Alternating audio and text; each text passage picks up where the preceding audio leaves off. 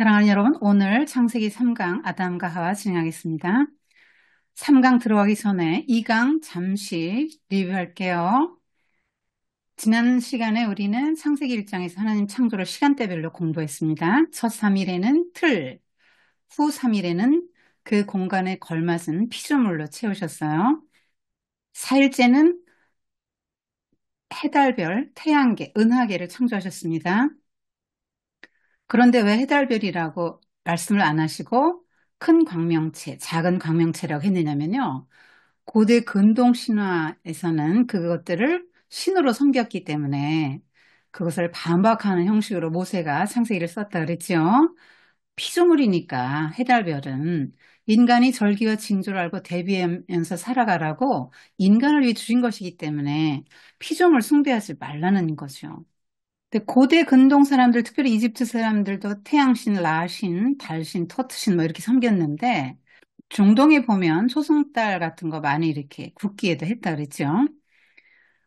그런데 한번 생각해 보면 그 고대 근동 사람들과 우리가 별로 다를 게 없는 것 같아요. 이 해달별 피조물인데 숭배하지 않습니까?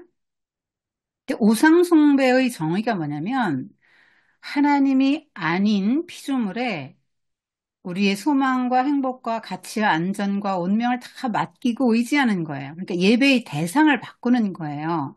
그래서 하나님을 빼고 하나님의 자리에 해달별을 넣었다 이 말이죠. 어리석어 보이죠? 지금 과학이 발달했기 때문에 저게 무슨 신이에요? 어떻게 사람 운명을 주관할 수 있어? 그런 생각이 들죠? 그런데 또 우리는 하나님 말고 다른 거 많이 경배하죠? 뭔지 여러분 생각해 보세요. 하나님 말고 경배하는 거 굉장히 많아요. 그거 없으면 못 사는 거.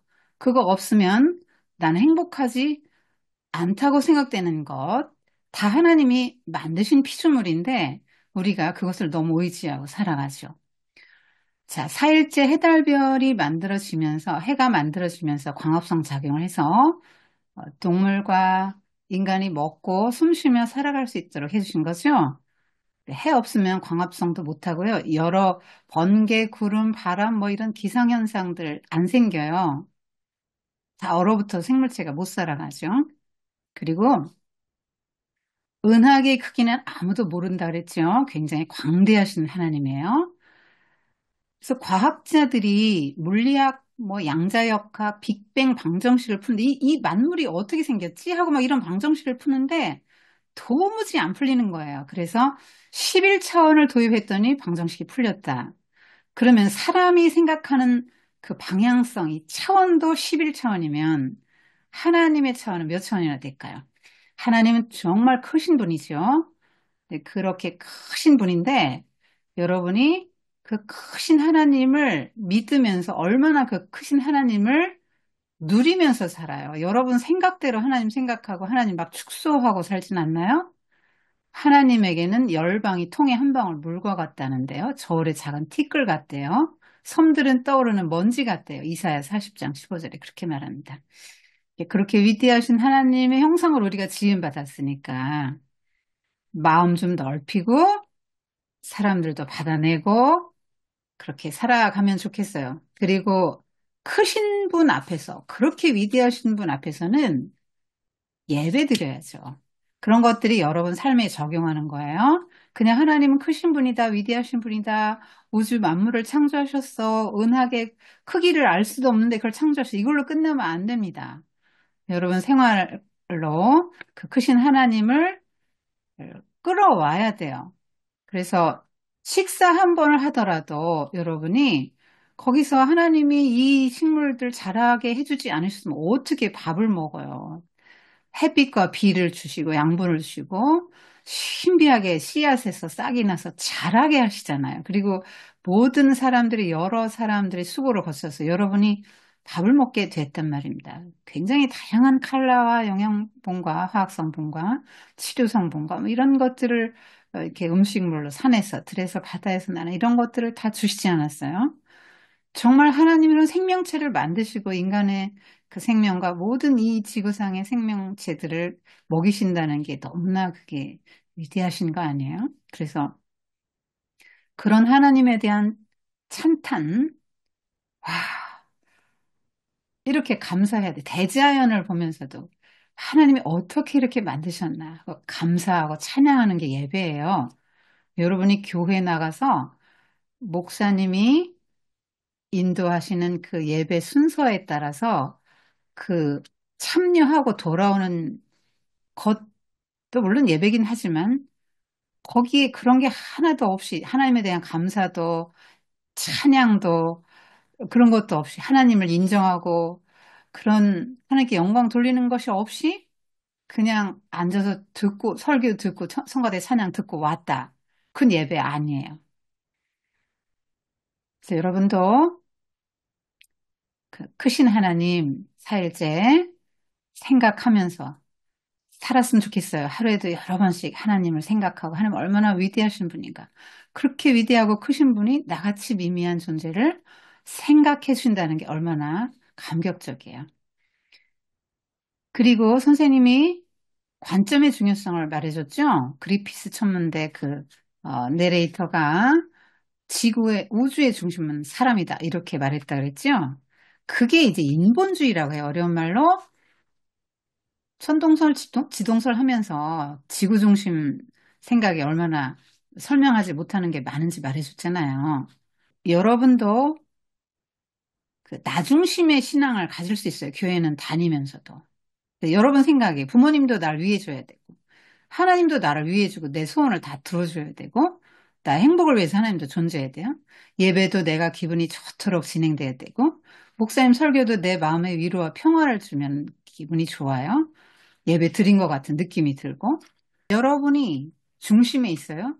그러면 부모님도 형제도 하나님도 목사님도 다 내 주변을 도는 항성들이라고요. 그게 이제 자기중심성인데요. 그렇게 살다 보고 그렇게 생각하다 보면 자기중심성 때문에 모든 갈등과 대립과 불화가 일어나는 거예요.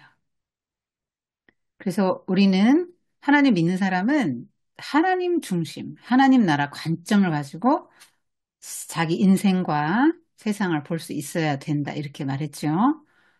원래는 하나님 중심으로 살았는데요. 그게 타락해서 죄가 들어와서 나 중심이 된 거예요. 그래서 요 관점이 회복되는 게 구원이라 그랬죠. 그래서 여러분이 기도했는데 하나님이 응답하셨다. 이것도 이렇게 말하면 안 돼요. 아, 내가 기도했더니 하나님이 나를 위해서 응답하셨어. 하나님 나를 특별히 사랑하셔. 아, 여러분이 기도해서 하나님이 여러분을 응답하셨다는 말도 일부 맞지만 그것이 자기중심적인 신앙이에요. 응답 안 한 것도 하나님이 나를 사랑하시는 것일 수 있거든요. 그리고 하나님 중심이에요. 하나님이 필요해서 그 기도를 응답하신 거예요.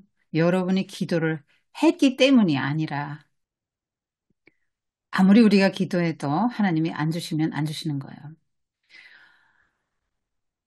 이게 인간 중심이면 첫 단추 어그러진 거 똑같다 그랬죠. 하나님 중심, 모든 거 하나님이 하셨다 이렇게 인정하는 게 가장 중요합니다. 5일째는 새 물고기들, 6일째 가축, 곤충, 짐승, 그러니까 하늘과 바다 다 채우시죠? 다양하게, 조화롭게, 그리고 저마다 독특하게 번성의 복을 주셨습니다. 6일째 선생님이 박테리아 예를 들어줬죠. 저마다 하나님께 받은 고유한 역할이 있다. 박테리아 하나만 해도 굉장히 신비롭잖아요. 세상에서 가장 작은 거거든요. 근데 번성은 제일 많이 해요. 여러분이 이제 진화론의 길이 들어서 강자가 돼야 한다라고 생각하죠. 이 땅에 살아남으려면. 그렇지 않죠. 작은 것들도 하나님은 번성하게 해주셨어요. 그리고 각자 고유한 역할을 주셨습니다. 6일째 창조의 하이라이트는 사람이라 그랬어요. 고대 근동의 신화는 사람을 부려먹고 제사를 받기 위해서 창조했다. 신을 위해서 그렇게 말하는데 성경은 그렇지 않다. 삼위일체 하나님의 천상회의, 협의를 거쳐서 하나님의 형상과 모양을 따라서 귀하게 만들었다. 왕적인 존재로 만들었다라고 말하는 거예요. 그래서 하나님의 형상과 모양이 의미하는 것을 쭉 설명을 해줬어요. 여러분 이거 기억해야 돼요. 특별히 인간의 실존 전체가 하나님을 보여준다 그랬죠.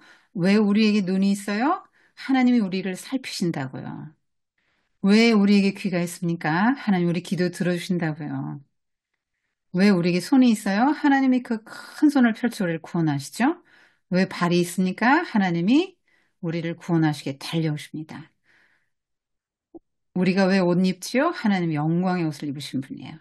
그런 것들을 보여준다 이 말이에요. 그래서 하나님이 어떤 분인지 인간의 삶이 하나님을 그대로 보여주는데 하나님이 어떤 분인지 하나님은 영이시고 형체가 없기 때문에 하나님이 어떤 분인지 이해를 못하니까 사람처럼 표현한 것들이 성경에 많다 그랬죠. 그리고 사람의 본질적인 특성, 이거 또 고유한 가치가 있다 그랬어요. 하나님의 그 형상이 그의 고유한 가치라는 거예요. 그러니까 우리가 여러분 이거 정말 꼭 기억해야 해요. 우리가 사람의 외적인 것을 보고 평가하잖아요. 얼마나 돈을 많이 버나, 어떤 직업에 종사하나, 소유가 얼마나 많은가, 무슨 차를 타고 어떤 아파트에 사나, 얼마나 그는 전문성을 가진 사람인가, 뭐 이런 거 보고 귀한 사람, 이렇게 생각하잖아요. 외모를 본다. 이게 뭐 외적으로 신체적인 조건, 얼굴 잘생겼나, 못생겼나, 이것만을 보는 게 아니고요. 그의 그 겉으로 드러나는 모든 걸 가지고 그를 평가한다, 이 말이에요. 재능이 많으면 멋있어 보이죠? 더 훌륭합니까? 재능이 없는 사람에 비해서 공부 잘하면 공부 못하는 사람에 비해서 더 훌륭하게 느껴집니까? 병원 수의는 병원 의사보다 못합니까? 사람의 가치는 사람 속에 담겨 있는 하나님의 형상과 성품에 있다는 거예요. 그러니까 사람의 진정한 영광과 존귀는 하나님에게 달려 있어요. 사람의 노력으로 존엄성을 획득할 수 있는 게 아니에요. 진짜 가치는 속에 있는 하나님의 형상에 있다고요. 그래서 여러분이 하나님의 형상을 회복하는 데 힘써야지 여러분이 존엄한 사람이 되는 거예요. 뭐 겉으로는 막 그럴싸하고 너무 대단해요. 장관, 뭐 시장, 뭐 이런 사람들도 그 자기가 감당할 수 없는 죄를 짓고 수치심을 못 이겨서 자살하기도 합니다. 높은 지위에서 정치가 그러다가 아, 추락하는 사람들 많아요. 존엄성이라는 것은 외적인 뭐 직위라든가 소유라든가 그가 얼마나 배웠는가 이런 것이 드러내주는 것이 아니에요. 여러분 이거 정말 기억해야 됩니다. 정복하고 다스리라 여러분 잘 말해줬죠. 특별히 요즘 사람들 일에 쫓기죠. 시간을 다스리지 못하고 있죠. 네, 관계, 시간, 감정, 상처, 일, 돈, 공부, 사람, 직장, 습관 그런 거 종이 되면 안 되고 다스리라는 거예요. 여러분 습관 하나 고치기 어렵죠? 이미 종된 거예요. 그리고 각기 종류대로는 여러 번 말해줬어요. 그리고 여기 먹이사슬 보면은 모든 우리에게 먹을 거리를 주셨죠. 그래서 이 먹이사슬 이런 거 막 피라미드만 생각하면 안 된다 그랬어요. 이건 동물의 세계죠. 기독교는 역피라미드여야 된다 말했어요.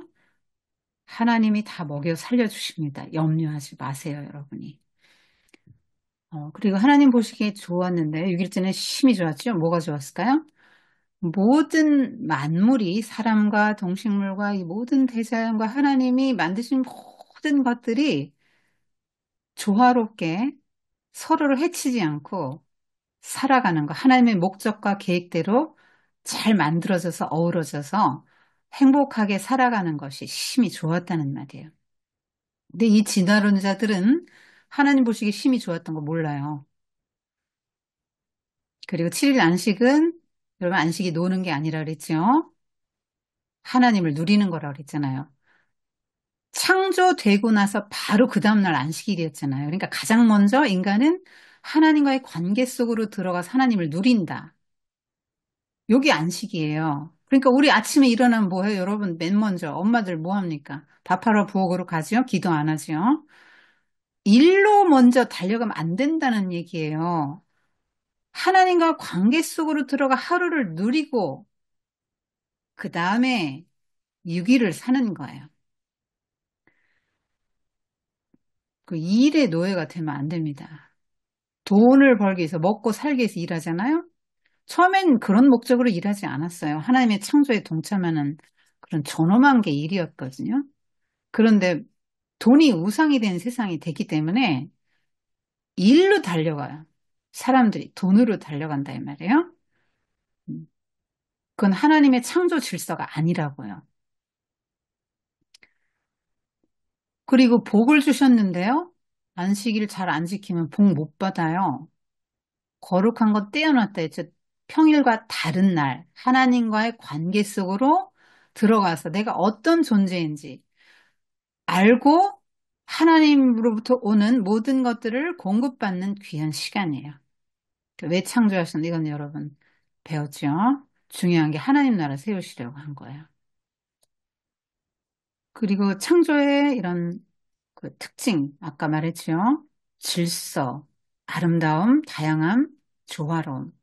그래서 타자지향적 서클에서 선생님이 그 태양계 이렇게 서클 말해줬죠. 그 다음에 갈릴리 사해 얘기해줬죠. 안 내주면 사해 바다 같이 죽음의 바다 같이 돼요. 여러분 인생이 내어주고 흘려 보내야 됩니다.